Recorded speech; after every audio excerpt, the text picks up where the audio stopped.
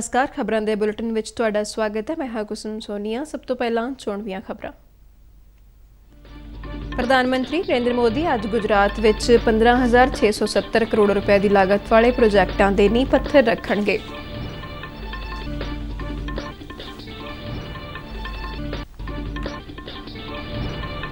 केंद्र सरकार अते निजी खेतर अगले 4 सालों में हवाबाजी खेतर में 95,000 करोड़ का मिल के निवेश करनगे।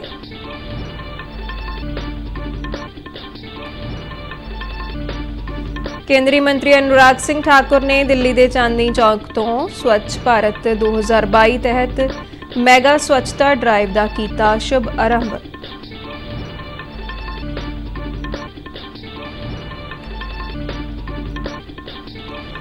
पंजाब के 3 मैंबरी मंत्री समूह ने सूबे विच पशुओं की अंतरराजी आवाजाही ते पशु मेले कराउण लई शर्तां ते आधारित दित्ती प्रवानगी। ते हुण खबरां विस्तार नाल। प्रधानमंत्री नरेंद्र मोदी अज गुजरात के दौरे दौरान तकरीबन 15,670 करोड़ रुपए की लागत वाले कुछ प्रोजैक्टां का नींह पत्थर रखणगे अते कुछ का उद्घाटन कर रहे हैं। ਉਹ ਹੁਣ ਤੋਂ थोड़ी देर पहला गुजरात पहुंचे। अपने 2 दिना दौरे दौरान ਉਹ जूनागढ़ विच तकरीबन 3,580 करोड़ रुपए के ਵੱਖ-ਵੱਖ विकास प्रोजैक्टां के नींह पत्थर रखणगे। इस तो इलावा तटी हाईवेज़ के सुधार लई निर्माण कार्यां लई भी नींह पत्थर रखणगे। प्रधानमंत्री मोदी गांधीनगर विच डिफेंस एक्सपो 2022 का उद्घाटन भी करनगे। ਇਹ एक्सपो सन्मान के रस्ते ते थीम तहत करवाया जा रहा है ते ਇਹ ਹੁਣ तक का सब तो वड्डा भारती डिफेंस एक्सपो होवेगा। प्रधानमंत्री मोदी भलके केवड़िया विच मिशन लाइफ लॉन्च करनगे। इस तो इलावा केवड़िया विच 10वें मिशन मुखियां दे सम्मेलन विच भी हिस्सा लैणगे ते बाद दोपहर बिहारा विच वख-वख विकास पहलुआं दे नींह पत्थर रखणगे। केंद्रीय युवा मामले ते खेड मंत्री अनुराग सिंह ठाकुर ने अज दिल्ली के चांदनी चौक तो स्वच्छ भारत 2022 तहत मैगा स्वच्छता ड्राइव का शुभ आरंभ किया।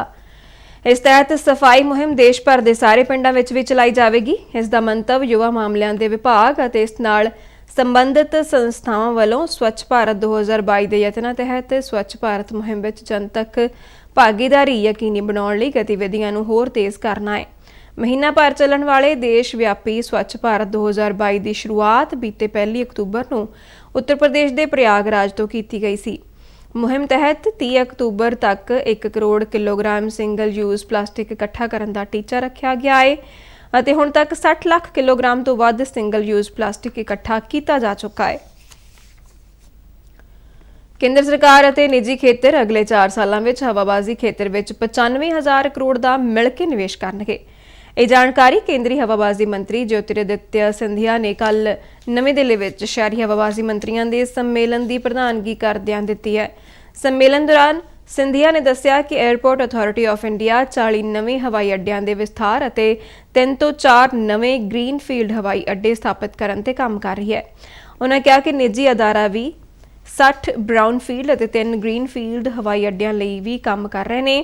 उन्होंने कहा कि आउंदे 4-5 सालों में हवाई अड्डियां की गिणती 200 तो पार हो जाएगी। केंद्रीय परसोनल लोक शिकायतां ते पेंशनस बारे राज मंत्री डॉक्टर जितेंद्र सिंह ने कल केंद्रीय सरकारी पेंशनरां लई एक एकीकृत पेंशनर पोर्टल लॉन्च किया है। यह पोर्टल पेंशनरां दीआं सारियां जरूरतां दा हल करेगा। मंत्री ने कहा कि भविष्य नां दे इस पोर्टल नूं SBI दे पेंशन सेवा पोर्टल नाल पेंशन अदायगी और ट्रैकिंग प्रणाली लई एकीकृत किया गया है। उन्होंने कहा कि एक लॉगिन नाल ही एक जगह तो पेंशनर्स जारी सारियां सेवावां ते जानकारी लै सकणगे। केंद्रीय पेट्रोलियम मंत्री हरदीप पुरी और पंजाब के मुख्यमंत्री भगवंत मान ने संगरूर जिले के भुटाल कलां पिंड विच एशिया का सब तो वड्डा बायो एनर्जी प्लांट लोकां नूं समर्पित किया। यह प्लांट 20 एकड़ रकबे विच 230 करोड़ रुपए की लागत नाल जर्मनी की एक कंपनी वालों तैयार किया गया है। इस मौके हरदीप पुरी ने कहा कि प्रधानमंत्री नरेंद्र मोदी किसानों दी समस्यावां तो जाणू ने और उन्होंने हमेशा यतन किया है कि किवें अन्नदाता नूं ऊर्जादाता बनाया जाए।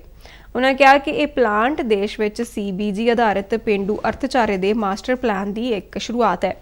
ਹਰਦੀਪ ਪੁਰੀ ਨੇ ਕਿਹਾ ਕਿ CBG ਸਮੇਂ ਦੀ ਮੰਗ ਹੈ ਤੇ ਕੇਂਦਰ ਸਰਕਾਰ ਅਜਿਹੇ ਪ੍ਰੋਜੈਕਟ ਸਥਾਪਿਤ ਕਰਨ ਲਈ ਸੂਬਿਆਂ ਨੂੰ ਆਪਣੀ ਮਦਦ ਦੇਣਾ ਜਾਰੀ ਰੱਖੇਗੀ। ਮੁੱਖ ਮੰਤਰੀ ਭਗਵੰਤ ਮਾਨ ਨੇ ਦੱਸਿਆ ਕਿ ਇਸ ਪ੍ਰੋਜੈਕਟ ਨਾਲ ਪਰਾਲੀ ਸਾੜਨ ਦੀਆਂ ਘਟਨਾਵਾਂ ਵਿੱਚ ਕਮੀ ਆਵੇਗੀ। ਇਸ ਯੂਨਿਟ ਵਿੱਚ ਸਾਲਾਨਾ 1,30,000 ਟਨ ਪਰਾਲੀ ਦੀ ਖਪਤ ਹੋਵੇਗੀ। ਕੇਂਦਰ ਸਰਕਾਰ ਨੇ ਕਿਹਾ ਹੈ ਕਿ ਕੌਮੀ ਖੁਰਾਕ ਸੁਰੱਖਿਆ ਕਾਨੂੰਨ ਅਤੇ ਇਸ ਵਰਗੀਆਂ ਹੋਰ ਯੋਜਨਾਵਾਂ ਸਮੇਤ ਪ੍ਰਧਾਨ ਮੰਤਰੀ ਗਰੀਬ ਕਲਿਆਣ ਅੰਨ ਯੋਜਨਾ ਦੀਆਂ ਵਾਧੂ ਲੋੜਾਂ ਪੂਰਾ ਕਰਨ ਲਈ ਕੇਂਦਰੀ ਪੂਲ ਵਿੱਚ ਲੋੜੀਂਦਾ ਸਟਾਕ ਉਪਲਬਧ ਹੈ। ਖਪਤਕਾਰ ਮਾਮਲੇ, ਖੁਰਾਕ ਅਤੇ ਜਨਤਕ ਵੰਡ ਮੰਤਰਾਲਾ ਵੱਲੋਂ ਜਾਰੀ ਇੱਕ ਬਿਆਨ ਮੁਤਾਬਕ ਬੀਤੇ 1 ਅਕਤੂਬਰ ਤੱਕ ਕੇਂਦਰੀ ਪੂਲ ਵਿੱਚ ਤਕਰੀਬਨ 227 ਲੱਖ ਮੀਟ੍ਰਿਕ ਟਨ ਕਣਕ ਅਤੇ 205 ਲੱਖ ਮੀਟ੍ਰਿਕ ਟਨ ਚੌਲ ਉਪਲਬਧ ਸਨ, ਜਿਹੜੇ ਕਿ ਬਫਰ ਸਟਾਕ ਤੋਂ ਬਹੁਤ ਉੱਪਰ ਨੇ। ਭਾਸ਼ਾ ਵਿਭਾਗ ਪੰਜਾਬ ਵੱਲੋਂ ਪੂਰੇ ਨਵੰਬਰ ਮਹੀਨੇ ਨੂੰ ਪੰਜਾਬੀ ਮਾਹ ਮਨਾਉਣ ਦਾ ਫੈਸਲਾ ਕੀਤਾ ਗਿਆ ਹੈ। ਇਸ ਦੌਰਾਨ ਸੂਬੇ ਵਿੱਚ ਵੱਖ-ਵੱਖ ਥਾਵਾਂ ਤੇ ਸਾਹਿਤ ਦੀਆਂ ਵੱਖ-ਵੱਖ ਵਿਧਾਵਾਂ ਨਾਲ ਸੰਬੰਧਿਤ ਰਾਜ ਅਤੇ ਜ਼ਿਲ੍ਹਾ ਪੱਧਰੀ ਸਮਾਗਮ ਕਰਵਾਏ ਜਾਣਗੇ। ਇਸ ਤੋਂ ਇਲਾਵਾ ਆਪਣੀਆਂ ਰਚਨਾਵਾਂ, ਲਿਖਤਾਂ ਨਾਲ ਪੰਜਾਬੀ ਭਾਸ਼ਾ ਨੂੰ ਅਮੀਰੀ ਬਖਸ਼ਣ ਵਾਲੀਆਂ ਮਹਾਨ ਸ਼ਖਸੀਅਤਾਂ ਨੂੰ ਸਮਰਪਿਤ ਸਮਾਗਮ ਵੀ ਕਰਵਾਏ ਜਾਣਗੇ। ਇਹ ਜਾਣਕਾਰੀ ਬੀਤੇ ਦਿਨ ਚੰਡੀਗੜ੍ਹ ਵਿੱਚ ਉਚੇਰੀ ਸਿੱਖਿਆ ਅਤੇ ਭਾਸ਼ਾਵਾਂ ਬਾਰੇ ਕੈਬਨਿਟ ਮੰਤਰੀ ਗੁਰਮੀਤ ਸਿੰਘ ਮੀਥੇਰ ਨੇ ਇੱਕ ਪ੍ਰੈਸ ਬਿਆਨ ਵਿੱਚ ਦਿੱਤੀ ਹੈ। ਲੰਪੀ ਸਕਿਨ ਬਿਮਾਰੀ ਦੀ ਰੋਕਥਾਮ ਲਈ ਚੱਲ ਰਿਹਾ ਰਾਹਤ ਕਾਰਜਾਂ ਦਾ ਜਾਇਜ਼ਾ ਲੈਂਦਿਆਂ 3 ਮੈਂਬਰੀ ਮੰਤਰੀ ਸਮੂਹ ਨੇ ਸੂਬੇ ਵਿੱਚ ਪਸ਼ੂਆਂ ਦੀ ਅੰਤਰਰਾਜੀ ਆਵਾਜਾਈ ਅਤੇ ਪਸ਼ੂ ਮੇਲੇ ਕਰਵਾਉਣ ਲਈ ਕੁਝ ਸ਼ਰਤਾਂ ਤੇ ਆਧਾਰਿਤ ਪ੍ਰਵਾਨਗੀ ਦੇ ਦਿੱਤੀ ਹੈ। ਕੱਲ ਚੰਡੀਗੜ੍ਹ ਦੇ ਪੰਜਾਬ ਭਵਨ ਵਿੱਚ ਲੰਪੀ ਸਕਿਨ ਬਿਮਾਰੀ ਸੰਬੰਧੀ ਰੋਕਥਾਮ ਕਾਰਜਾਂ ਦੀ ਸਮੀਖਿਆ ਕਰਦਿਆਂ ਮੰਤਰੀ ਸਮੂਹ, ਜਿਸ ਵਿੱਚ ਵਿੱਤ ਮੰਤਰੀ ਹਰਪਾਲ ਸਿੰਘ ਚੀਮਾ, ਖੇਤੀਬਾੜੀ ਮੰਤਰੀ ਕੁਲਦੀਪ ਸਿੰਘ ਧਾਲੀਵਾਲ ਅਤੇ ਪਸ਼ੂ ਪਾਲਣ ਮੰਤਰੀ ਲਾਲਜੀਤ ਸਿੰਘ ਭੁੱਲਰ ਸ਼ਾਮਲ ਨੇ, ਉਹਨਾਂ ਨੂੰ ਪਸ਼ੂ ਪਾਲਣ ਵਿਭਾਗ ਵੱਲੋਂ ਜਾਣੂ ਕਰਵਾਇਆ ਗਿਆ ਕਿ ਕੁਝ ਸਮੇਂ ਤੋਂ ਸੂਬੇ ਵਿੱਚ ਲੰਪੀ ਸਕਿਨ ਬਿਮਾਰੀ ਦਾ ਕੋਈ ਮਾਮਲਾ ਸਾਹਮਣੇ ਨਹੀਂ ਆਇਆ। ਮੰਤਰੀ ਸਮੂਹ ਨੇ ਇਸ ਸ਼ਰਤ ਤੇ ਪਸ਼ੂਆਂ ਦੀ ਅੰਤਰਰਾਜੀ ਆਵਾਜਾਈ ਤੇ ਪਸ਼ੂ ਮੇਲੇ ਕਰਵਾਉਣ ਦੀ ਪ੍ਰਵਾਨਗੀ ਦਿੱਤੀ ਕਿ ਅਜਿਹੀਆਂ ਗਤੀਵਿਧੀਆਂ ਵਿੱਚ ਪਸ਼ੂਆਂ ਦਾ ਟੀਕਾਕਰਨ ਕੀਤਾ ਜਾਣਾ ਲਾਜ਼ਮੀ ਹੈ ਅਤੇ ਵਪਾਰੀ ਜਾਂ ਕਿਸਾਨ ਆਪਣੇ ਨਾਲ ਟੀਕਾਕਰਨ ਸਰਟੀਫਿਕੇਟ ਲੈ ਕੇ ਆਉਣ। ਮੰਤਰੀਆਂ ਨੇ ਵਿਭਾਗ ਨੂੰ ਪਸ਼ੂ ਮੇਲਿਆਂ ਤੇ ਵੈਟਰਨਰੀ ਡਾਕਟਰਾਂ ਦੀ ਤੈਨਾਤੀ ਕਰਨ ਦੇ ਨਾਲ-ਨਾਲ ਇਹਨਾਂ ਗਤੀਵਿਧੀਆਂ ਤੇ ਤਿੱਖੀ ਨਜ਼ਰ ਰੱਖਣ ਲਈ ਵੀ ਕਿਹਾ।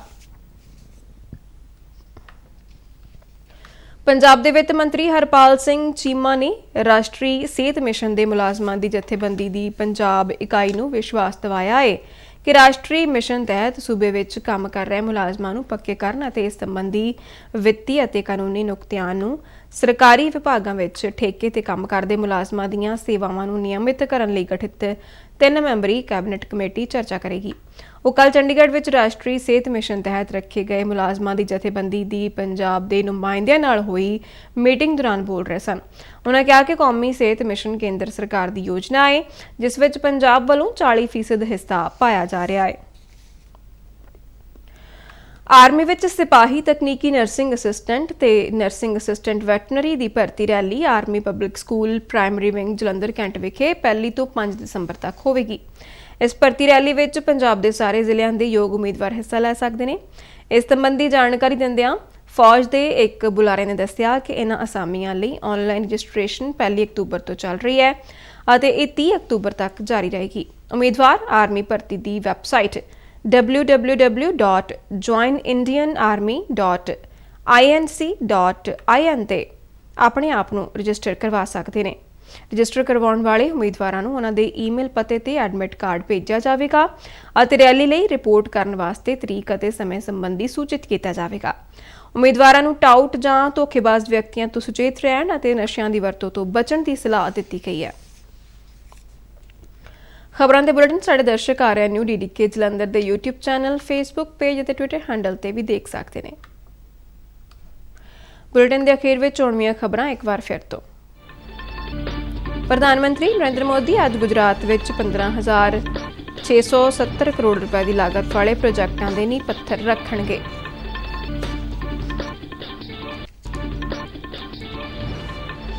ਕੇਂਦਰ ਸਰਕਾਰ ਅਤੇ ਨਿੱਜੀ ਖੇਤਰ ਅਗਲੇ 4 ਸਾਲਾਂ ਵਿੱਚ ਹਵਾਬਾਜ਼ੀ ਖੇਤਰ ਵਿੱਚ 95,000 ਕਰੋੜ ਦਾ ਮਿਲ ਕੇ ਨਿਵੇਸ਼ ਕਰਨਗੇ। ਕੇਂਦਰੀ ਮੰਤਰੀ ਅਨੁਰਾਗ ਸਿੰਘ ਠਾਕੁਰ ਨੇ ਦਿੱਲੀ ਦੇ ਚਾਂਦਨੀ ਚੌਕ ਤੋਂ ਸਵੱਛ ਭਾਰਤ 2022 ਤਹਿਤ ਮੈਗਾ ਸਵੱਛਤਾ ਡਰਾਈਵ ਦਾ ਕੀਤਾ ਸ਼ੁਭਾਰੰਭ।